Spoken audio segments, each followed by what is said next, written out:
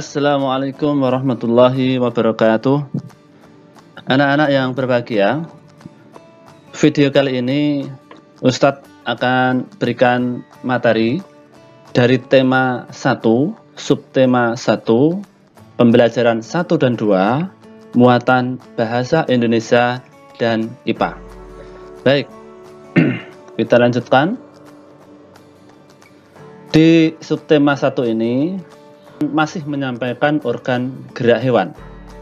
Ya.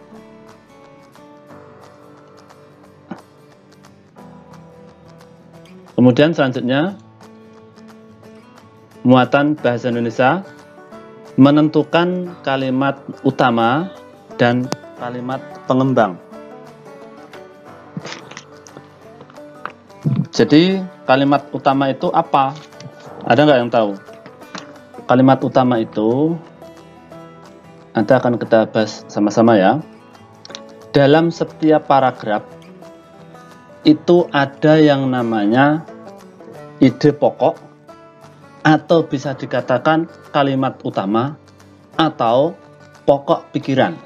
Nah, jadi setiap paragraf ketika kita membaca sebuah cerita, dalam setiap paragraf itu mesti ada ide pokok, kalimat utama atau pokok pikiran.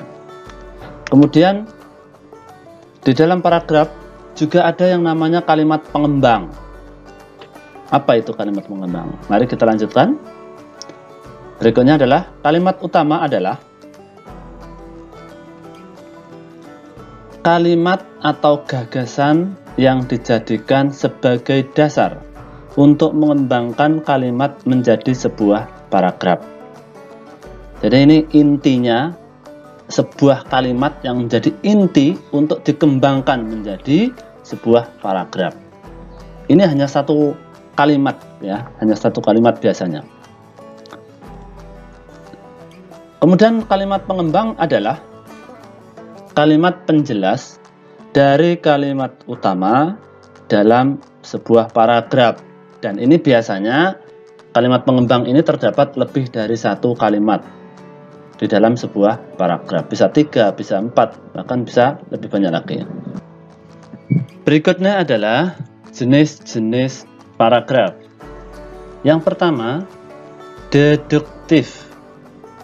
Yang kedua, paragraf induktif.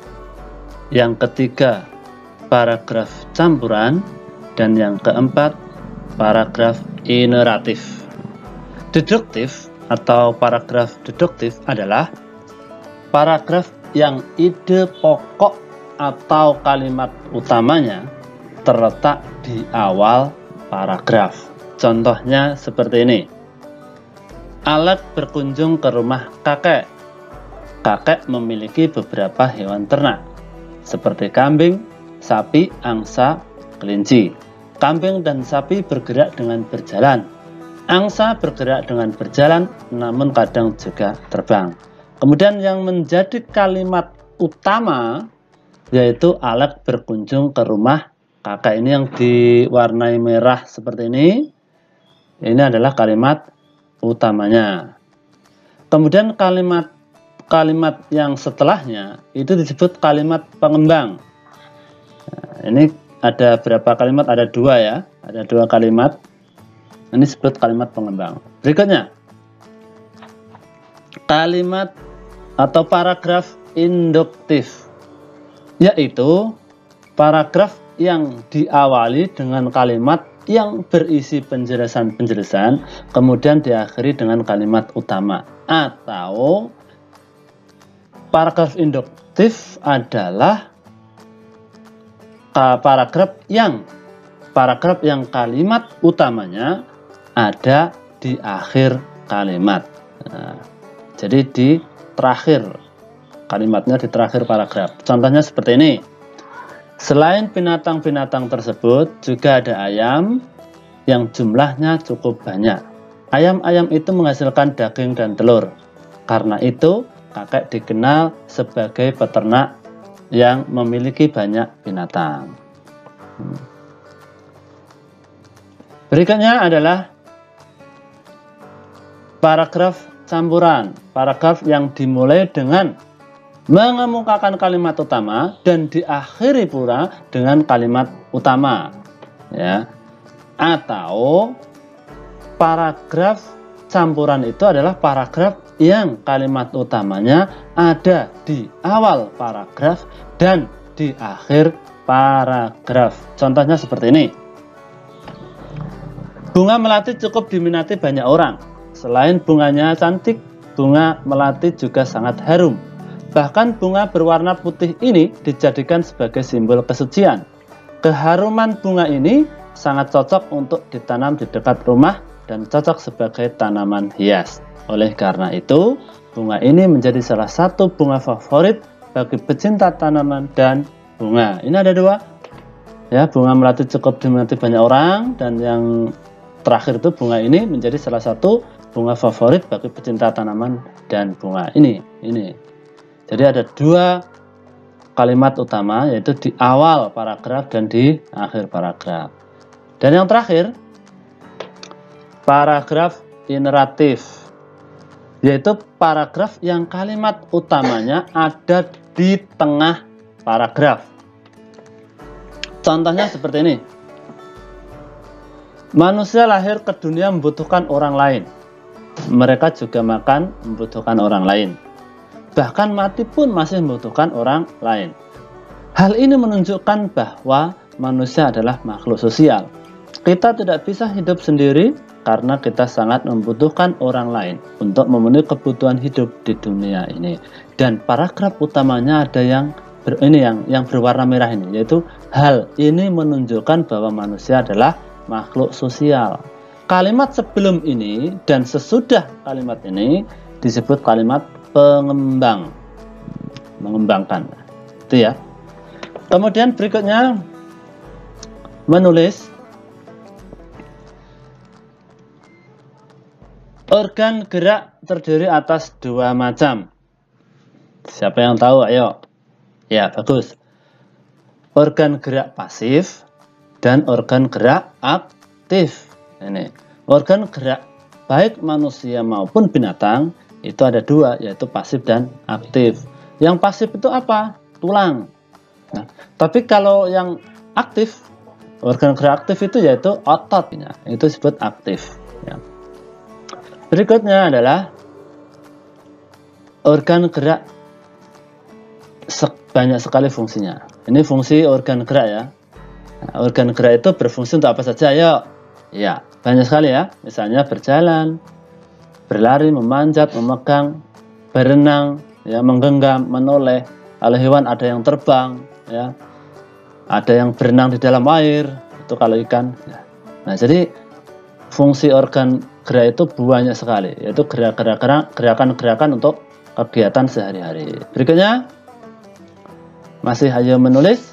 Tanpa organ gerak, manusia tidak dapat bergerak. Ya, tanpa organ gerak, manusia tidak akan bisa melakukan gerakan apa-apa. Manusia tidak akan bisa melakukan aktivitas sehari-hari. Hal tersebut dikarenakan organ gerak adalah sistem yang meneruskan perintah dari otak dalam mengendalikan gerakan-gerakan. Baik gerakan spontan karena adanya rangsangan dari luar maupun gerakan berencana. Apa tuh gerakan spontan itu contohnya? Misalnya, ketika kita dicubit oleh teman kita, ya, terkejut kan, kita enggak menyangka-nyangka, kemudian kita bergerak gitu, naik atau melompat atau langsung berdiri gitu misalnya. Itu. Kemudian kalau yang terencana ya banyak, ya berlari, duduk, kemudian belajar, kemudian menulis dan sebagainya, itu terencana. Kemudian berikutnya, anak-anak sekalian, bagaimana ikan bergerak di dalam air? Nah, sekarang kita akan mengetahui apa saja organ gerak yang dimiliki oleh binatang air atau ikan khususnya, sehingga mereka bisa berenang di dalam air, bahkan bisa berlari di dalam air itu dengan cepat sekali. Ya. Oke, yang pertama, ikan memiliki gelembung renang. Gelembung renang itu berfungsi untuk bergerak naik, bergerak turun, atau naik ke permukaan, ya, kemudian turun ke bawah air sampai ke dasar. Gitu. Itu karena adanya gelembung renang. Yang kedua, susunan otot dan tulang belakang yang fleksibel. Jadi otot dari kepala, otot atau tulang dari kepala hingga ke ekor, ya, itu memiliki yang fleksibel, jadi bisa digerak-gerakkan ke kanan, ke kiri, ke atas, bawah itu ya. Bahkan ototnya itu sangat kuat kalau ikannya besar. Contohnya ikan lele aja ya, lele yang sebesar satu lengan itu, kalau kamu memegang satu tangan saja, maka pasti nggak kuat. Dia akan melompat, dia akan bergerak, kemudian tangan kamu pasti nggak kuat untuk memegangnya. Itu karena sangat kuat sekali ya. Kemudian yang ketiga, sirip ekor. Jadi sirip ekor ini untuk menghasilkan daya dorong.